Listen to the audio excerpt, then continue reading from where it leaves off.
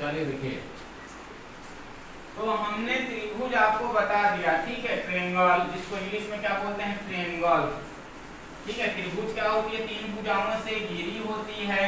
एक त्रिभुज में तीन भुजा, तीन कोण और तीन शीर्ष होते हैं, ठीक है। तो इस प्रश्न में दिया क्या चीज है, PQ जो है वो PR के बराबर है। तो किस प्रकार का त्रिभुज हुआ, जिसकी दो भुजा बराबर है, किस प्रकार का त्रिभुज हुआ, समबाहु त्रिभुज। वेरी गुड बेटा। अब मेरी बात ध्यान देना, एक त्रिभुज में अगर हमारे पास में जब तक कोई दो कोण नहीं दिया रहेगा तो हम तीसरा कोण नहीं ज्ञात कर सकते। मेरी बात ध्यान दीजिएगा, ठीक है। तो प्रश्न में क्या दिया गया है, PQ जो है वो किसके बराबर है, PR के बराबर। बात समझना पहले प्रश्न को। तथा वो वृत्त का केंद्र है, क्या है, वो वृत्त का केंद्र है। रुको रुको रुको, इसको थोड़ा सा यहाँ जाना है। आप पहले वृत्त बना देते हैं, ठीक है। हमने एक तो वृत्त बना दिया, ये है वृत्त के केंद्र से होकर गया ये, और ये गया, और ये ऐसे है, ठीक है। अब P है, ये Q है, ये R है बेटा, ठीक। अब ये जो है वृत्त का क्या है, केंद्र है, ध्यान देना, ठीक है। तो PQ का मान जो है वो PR के बराबर है कहता है। कौन कहता है, पुस्तक कहता है, तो ठीक है। तो सवाल क्या पूछा गया है, तथा वो वृत्त का केंद्र है। क्यों बोल रहा है वो वृत्त का केंद्र है, अगर ये वो वृत्त का केंद्र है तो यहाँ से एक रेखा गया, माने वह व्यास है, माने ये इस वृत्त को बराबर दो भागों में बांटती है, ठीक है। तो सवाल पूछा गया PQR के तीनों को निकालना है। तो बाय द वे मेरी बात ध्यान दीजिएगा, इस एंगल का मान मैंने x लिख दिया, तो इस एंगल का मान, कोण का मान कितना होगा, 7वीं क्लास में पढ़े होगे आप। इस कोण का मान x है, तो इस कोण का मान क्या होगा, क्यों होगा बेटा रे, कौन बताएगा, क्या समान है। हमने ये पढ़ा है कि बराबर भुजा के समूह कोण बराबर होते हैं। ये भुजा यहाँ पर जितने अंश का कोण बनाएगा तो PR भी यहाँ पर उतने अंश के कोण बनाएंगे। तो यहाँ पर लिख सकते हो आप, बराबर भुजा के समूह कोण, ये नहीं लिखोगे तो नंबर कट जाएगा। बराबर भुजा के समूह कोण क्या होते हैं बेटा, समूह कोण। बराबर भुजा के समूह कोण बराबर होते हैं, क्या होते हैं, बराबर होते हैं। अगर मान के चलो कोण अगर बराबर हुए, ये 30 अंश का है, ये 30 अंश का है, तो दोनों भुजा बराबर होंगे। बात समझ में आया। बराबर यहाँ पर देखिए, बराबर कोण के समूह भुजा बराबर होते हैं और बराबर भुजा के समूह कोण बराबर होते हैं। ये भुजा बराबर है, इसमें बोल दिया है कि PQ बराबर PR। इस भुजा और ये भुजा दोनों बराबर हैं, तो अगर ये भुजा यहाँ पर x अंश बना रहा है तो ये भुजा यहाँ पर y बनाएंगे, क्या x अंश ही बनाएंगे। ये दोनों कोण क्या हो गए, बराबर हो गए। वो हमें नहीं पता था, मैंने क्या मान लिया, x मान लिया है।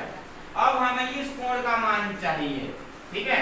हम ट्रायंगल पर जाएंगे, आपका जो त्रिभुज है, ठीक है। कौन सा त्रिभुज बेटा, PQR में क्या क्या करेंगे, यहाँ पर देखो तो त्रिभुज के तीनों कोणों का योगफल सेम फॉलो करेंगे। त्रिभुज के तीनों कोणों का योगफल कितना होता है, तीनों कोणों का योगफल, तीनों कोणों का योगफल बराबर, आप लिख देना यहाँ पर 180 अंश होता है। ये दोनों कोण हमको मिल गया x है, और इस कोण का मान हमको पता है कितना अंश होगा, 90 अंश। भाई गुड, क्यों होगा, नहीं क्यों होगा, या वेरी गुड, अर्धवृत्त पर बना कोण क्या होती है, समकोण होता है। वेरी गुड सोनी, अर्धवृत्त है, ये जो है ये व्यास से दो भागों में इसको काट दे रही, ठीक है। तो अर्धवृत्त पर बना कोण क्या होता है, 90 अंश होती है। क्लियर हो गया।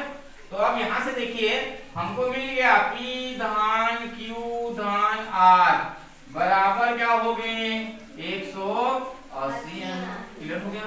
आप वहां पर लिख देना, अर्धवृत्त पर बना कोण क्या होता है, समकोण होता है।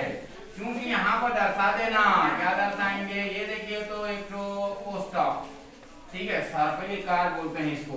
क्योंकि अर्धवृत्त पर बना कोण लिख देना, एक होशियार स्टूडेंट की पहचान है ये। अर्धवृत्त पर बना कोण, क्या कोण बेटा, अर्धवृत्त पर बना कोण समकोण होता है।